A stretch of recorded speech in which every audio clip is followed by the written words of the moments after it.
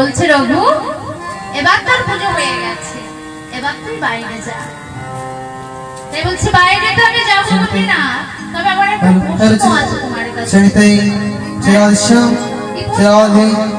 আচ্ছা গোপীনাথ, বাবা যেদিন পুজো করে সেদিন তো তুমি এত নাড়ু খাও না, আজকে কেন খেলে? ভগবান আমার নয়নের জলে বলছে ওরে রঘু, তোর মতন এমন করে চোখের জলে যে আমায় কেউ ডাকে না রে। ওরে মন্ত্রে তন্ত্রে সবাই ডাকে,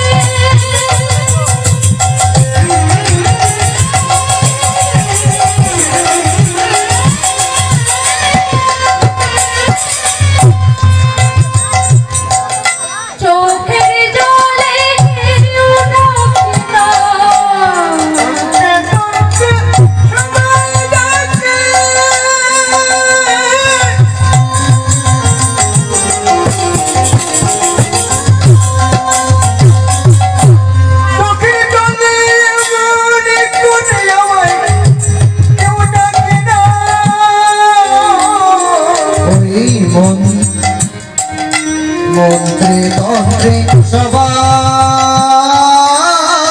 ডাকে রঘু রে।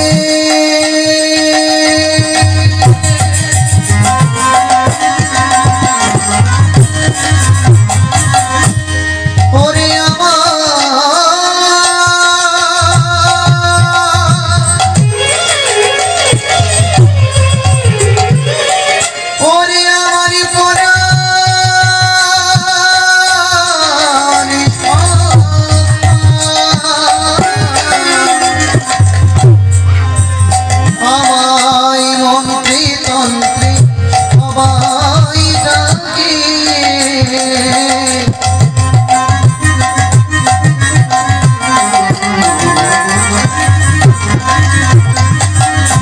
চোখের জলে কেউ ডাকে না,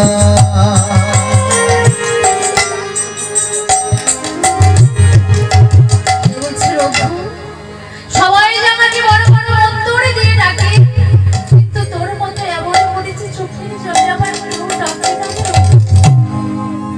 তাই রঘু এবার তুই বাইরে যা, তোর পুজো হয়ে গেছে। তাই ছোট্ট রঘু বাইরে এসেছে, একটু পরেই মুকুন্দ কবিরাজ বাড়ি ফিরে এসেছে। ফিরে এসে বলছে রঘু পুজো করেছিস বাবা? হ্যাঁ বাবা আমি পুজো করেছি। তা কই একটু প্রসাদ দে। বাবা আজ তো প্রসাদ নেই, আজ তো গোপীনাথ সব প্রসাদ খেয়ে নিয়েছি গো। ছেলের কথাটা অবিশ্বাস হলো না, আবার গোপীনাথ যে নাড়ু খেতে পারে এটাও বিশ্বাস হচ্ছে না। তাই বললো বেশ ঠিক আছে। তাই পরের দিন পরীক্ষা করার জন্য মুকুন্দ কবিরাজ আবার কি করলেন না, পরের দিন সকালবেলায় আবার রঘুকে ডেকে বলছেন রঘু আজকে একটা বিশেষ কাজে বাইরে যাব বাবা, তাই আজকে দিনটা পুজোটা করে দিস তো বাবা। আজকেও আমাকে পুজো করতে হবে বাবা। কিন্তু পুজো তো করবো বাবা, কিন্তু তোমার গোপীনাথ না খুব নিষ্ঠুর, কত কাঁদতে হয় কত ডাকতে হয় তোমার গোপীনাথকে, তবে তোমার গোপীনাথ আসে। তবে বলছো তখন করে দেব। তাই আগের দিনের মতন কি করেছে না, মায়ের কাছে খেরে নাড়ু থালা নিয়ে মন্দিরে প্রবেশ করেছে, দরজা বন্ধ করে দিয়েছে। আর মুকুন্দ কবিরাজ ওই দরজার আড়ালে দাঁড়িয়ে আছে, যে কে নাড়ু খায় সেটা জানবে বলে। রঘুনন্দনে কি করেছে, থালা নামিয়ে দরজা লাগিয়ে বাঁশি নামিয়ে চূড়া নামিয়ে বলছে গোপীনাথ এসো গোপীনাথ খেয়ে নাও, নাড়ু খেয়ে নাও গোপীনাথ।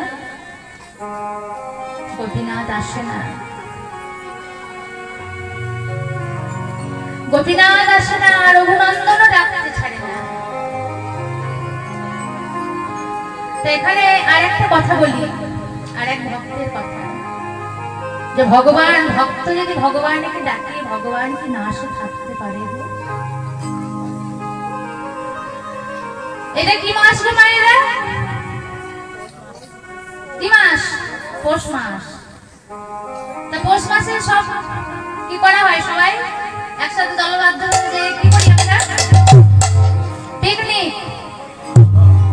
পিকনিক আমরা বলি বটে, কিন্তু পিকনিকটা আমাদের ভাষা নয়, এটা কিন্তু ইংরাজি ভাষা।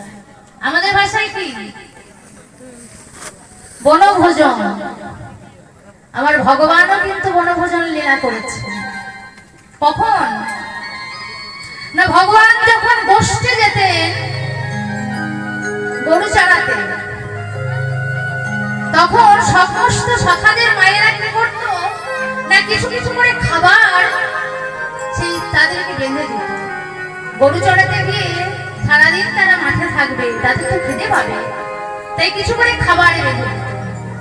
আর সেই খাবারগুলি নিয়ে গিয়ে সখারা কি করত না, সবার আগে আমার গোবিন্দকে খাওয়াতো, আমার কানাইকে খাওয়াতো, তারপরে নিজেরা।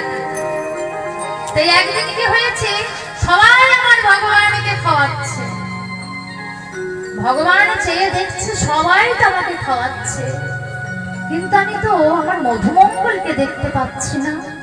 মধুমঙ্গল কোথায় গেল আমার? চারিপানে চাইছে, চেয়ে চেয়ে দেখছে অদূরে